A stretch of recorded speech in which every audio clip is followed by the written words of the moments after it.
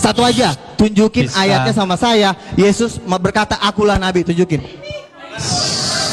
Baik, waktu habis. Baik, waktu habis. Akulah nabi, bukan penafsiran. Ini penafsiran. Aduh, akulah nabi. Tolong, Ini loh, Pak. tolong. Udah. Oke. Tolong. Baik, Oke, waktu habis. terakhir ya, terakhir ya. Baik, Terakhir. tolong diam. Tetapi memang kedudukannya dalam Islam, Nabi Isa itu adalah seorang nabi, seorang utusan Tuhan, bukan sebagai Tuhan, bukan pula sebagai anak Tuhan, seperti yang diimani oleh saudara kita umat Kristiani. Berdasarkan dalil yang begitu banyak, baik dengan pendekatan Al-Quran maupun pendekatan Alkitab.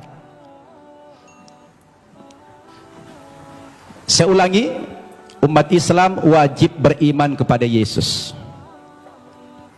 Tidak sah iman umat Islam kalau tidak percaya kepada Yesus sebagai seorang rasul, sebagai seorang nabi. Bayangkan itu Pak Tambunan, Pak Tampu Bolon, batal imannya orang Islam kalau mengingkari salah satu seorang nabi itu.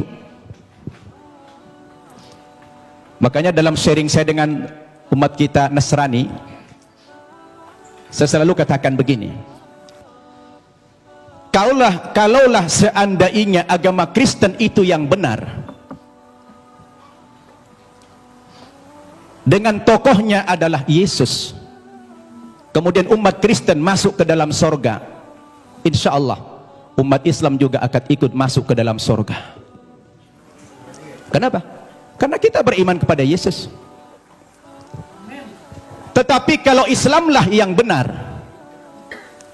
dengan tokoh kita Nabi Muhammad yang juga mengimani nabi-nabi yang terdahulu, kemudian saudara kita umat Kristiani tidak beriman kepada kerasulan Muhammad, mohon maaf, terpaksalah saudara kita masuk neraka kalau akan masuk surga.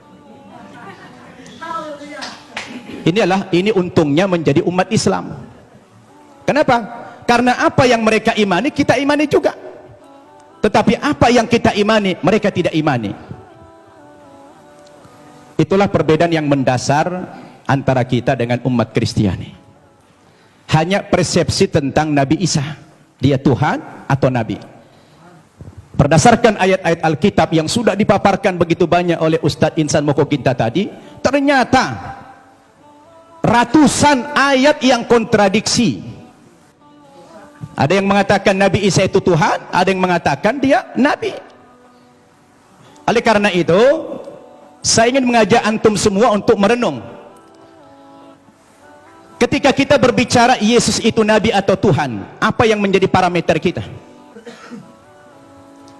Siapa yang paling punya otoritas membicarakan tokoh ini, Tuhan atau Nabi? Menurut hemat saya, yang paling punya otoritas bukan pribadi-pribadi, bukan manusia, bukan pendeta, bukan ustadz, tetapi yang paling punya otoritas membicarakan tokoh ini mestinya adalah sumber agama itu sendiri, yaitu Alkitab atau Al-Quran. Betul tidak? Harus sumber agamanya itu yang menjadi tolok ukur. Sekarang kita pertanyakan, dari dua kitab suci ini, Al-Quran maupun Alkitab, yang mana yang memenuhi kriteria sebagai sebuah kitab suci? Nah, ini perlu kita uji. Ini perlu kita uji. Kita capek bicara ngalur ngidul, mengangkat dalil-dalil. Kalau dalil itu tidak representatif, tidak rasional, saya pikir juga percuma. Sekarang kita harus bicara dari dua kitab suci ini. Kenapa dikatakan dia kitab suci? Coba Bapak Ibu saya tanya. Ada buku? Coba ada buku? Coba buku. Ya, itu aja, taruh, minjam dulu. Ya. Bapak Ibu saya tanya. Ini kata lainnya apa? Kitab suci. Oke. Ini apa namanya? Buku. Buku kan? Bapak Ibu saya tanya, ini sama ini bahan bakunya sama tidak? Sama-sama apa? Sama-sama kertas. Kenapa dalam penamaan jadi beda? Yang ini dikatakan kitab suci, yang ini dikatakan buku. Kenapa jadi beda namanya? Padahal bahan bakunya sama-sama kertas. Yang membedakan apanya? ternyata yang membedakan kontennya, isinya. Dia dikatakan kitab suci karena memuat firman-firman Tuhan zat yang maha suci. Kenapa dikatakan ini buku? Karena dia adalah buatan manusia, dan manusia tidak ada yang suci. Betul tidak? Sekarang mari kita uji. Kalau kita sepakat apa yang membedakan buku dengan kitab suci adalah terletak pada kontennya. Kalau kitab suci itu adalah memuat firman-firman Tuhan, ketika kita uji Bapak Ibu, 5 kriteria minimal kalau kita ingin menguji apakah kitab suci itu benar apa tidak. Yang pertama, sebuah kitab suci itu akan dikatakan benar apabila dia murni datang dari Allah, 100% datang dari Allah, dan tidak ada intervensi manusia di dalam kitab suci itu dalam bentuk kontennya, setinggi apapun otoritas manusia itu. Betul tidak? Termasuk di dalamnya Nabi. Makanya kalau kita baca Al-Quran, ini 100% firman Tuhan, tidak ada perkataan Nabi Muhammad di sini. Perkataan Nabi Muhammad dimuat dalam hadis namanya. Tidak ada satu ayat pun di sini sumbangan Nabi Muhammad dalam bentuk isi. Ini adalah wahyu Tuhan 100%. Akan berbeda kalau kita baca ini Alkitab, di sini sudah tercampur, di sini ada perkataan Tuhan, di sini ada perkataan Nabi, di sini ada perkataan Rasul Paulus, di sini ada perkataan murid-muridnya, tercampur. Lalu di mana letak kesuciannya yang dikatakan kriteria kitab suci itulah murni datang dari Tuhan? Itu satu. Yang kedua, kriteria kitab suci itu dikatakan benar apa tidak? Apabila kitab suci itu ditulis pada zaman kitab suci itu datang, yang diterima oleh Nabi yang menerima kitab suci tersebut. Saya tanya, Al-Quran kapan ditulis? Ketika Nabi Muhammad masih hidup. Dia suruh sahabat menulis Al-Quran.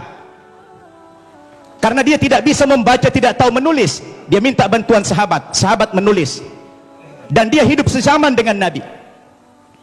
Begitu selesai ditulis oleh sahabat, dikonfirmasi tulisan dengan bacaan Nabi, sama apa tidak, di cross check supaya tidak terjadi manipulasi. Kenapa? Karena kitab suci itu jadi pedoman.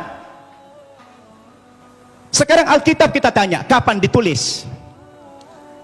Lalu siapa tokoh yang menerima Alkitab?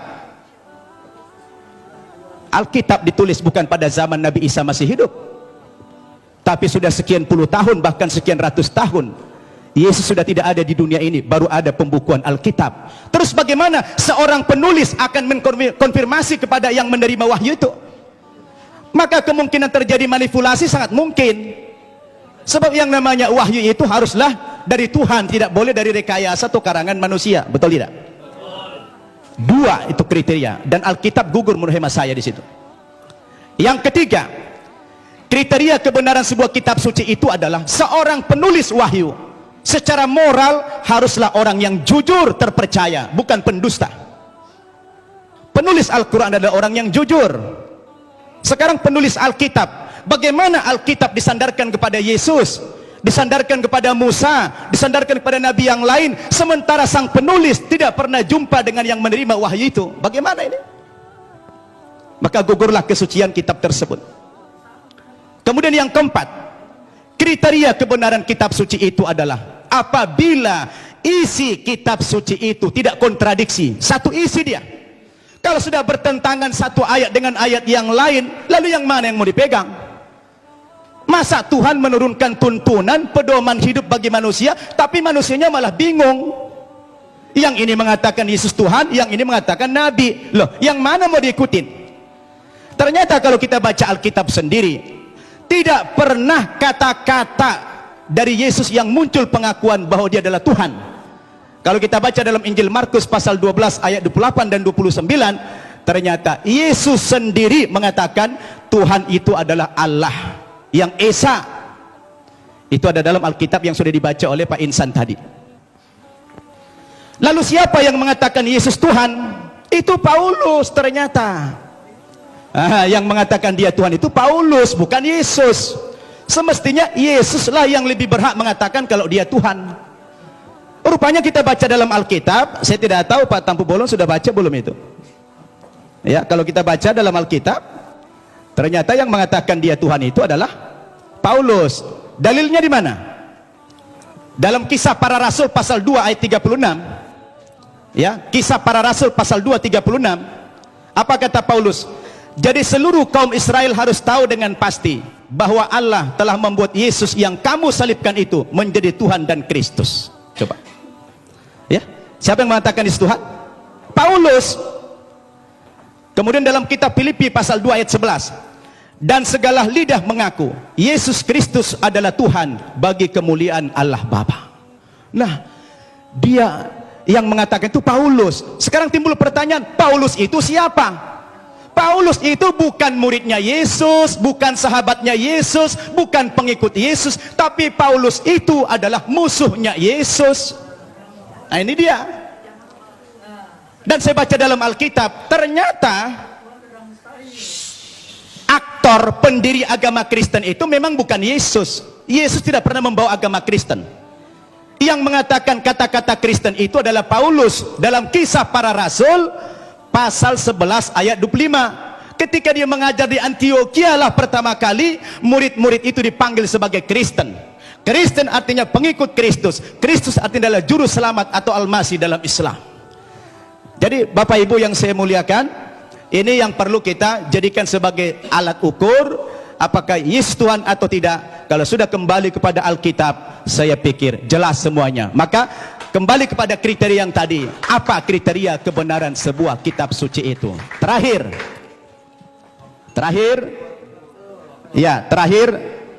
kalau saya baca dalam Alkitab, ada beberapa alasan-alasan yang mengatakan dalam iman Kristiani dikatakan dia Tuhan. Yang pertama, rupanya karena Yesus itu lahir tidak punya bapak.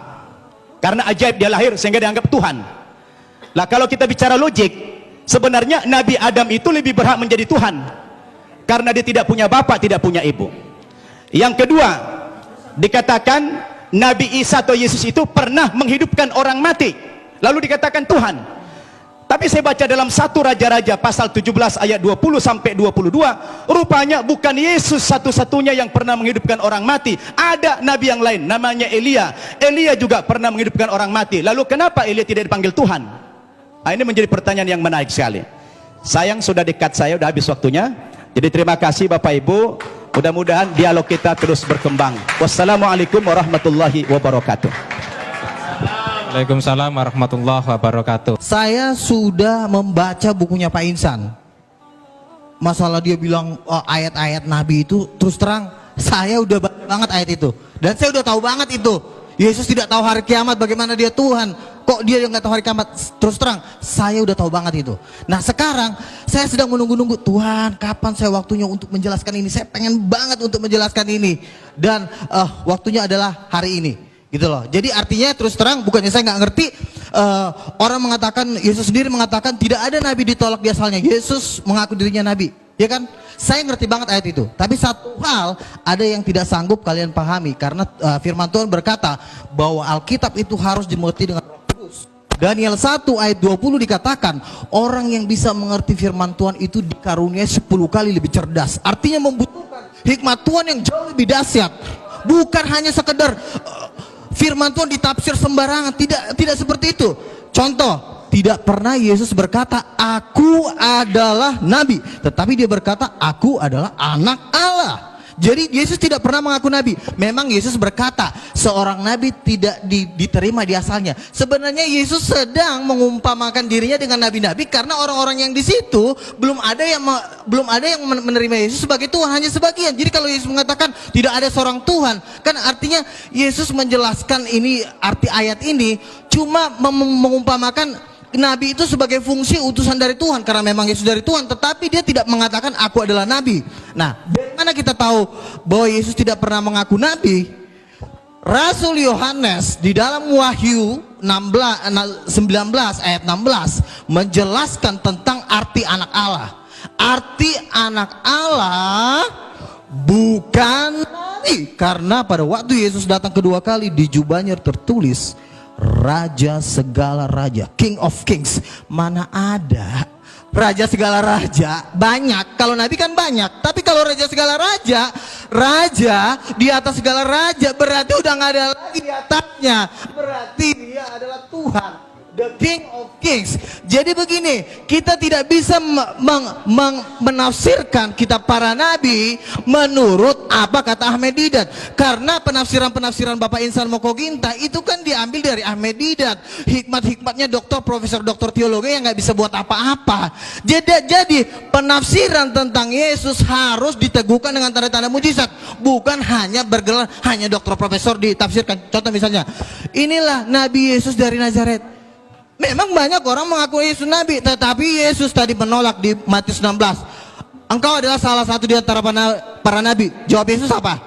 Dia diam, dia tidak mengatakan, iya betul kamu mengatakan bahwa aku adalah nabi. Dan Yesus, tolong tunjukkan Pak Insan di mana Yesus berkata, akulah, bukan hanya ayat-ayat ini itu, tapi mana tunjuknya? Akulah nabi. Tetapi Yesus jelas berkata, aku adalah anak Allah.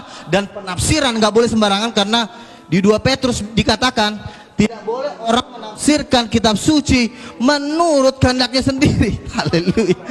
Berikan dulu kemuliaan buat Tuhan. Tuh siapa banget. Mana? 2 Petrus 2:1. Orang basik. Ini. Yang terutama kamu harus ketahui. Aduh, tuh, Tuhan marah kan? Nyalain dong lampunya.